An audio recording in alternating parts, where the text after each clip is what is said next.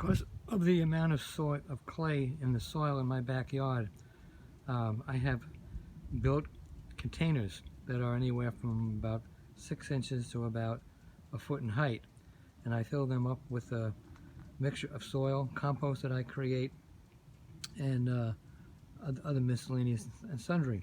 And I've been using that for about the last 4 or 5 years. But I'm finding now that the soil, even though I turn it over every year and rotate crops, has gotten to the point where it only accepts moisture down to about 3 or 4 inches, and then everything else underneath there, it doesn't penetrate. Yet the soil that isn't being penetrated isn't clay. At least it doesn't look like clay.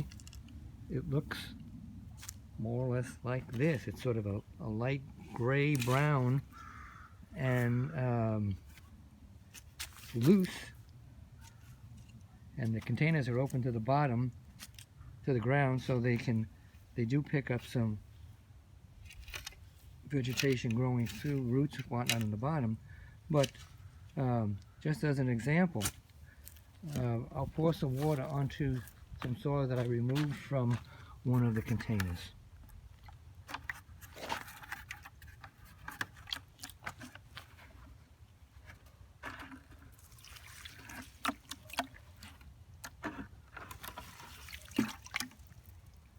And you see it defies penetration.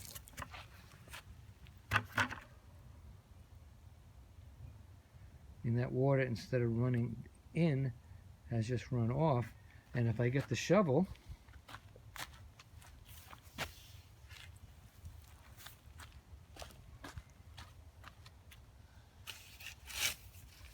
you'll see that the water hasn't really penetrated at all. None of the water gets down.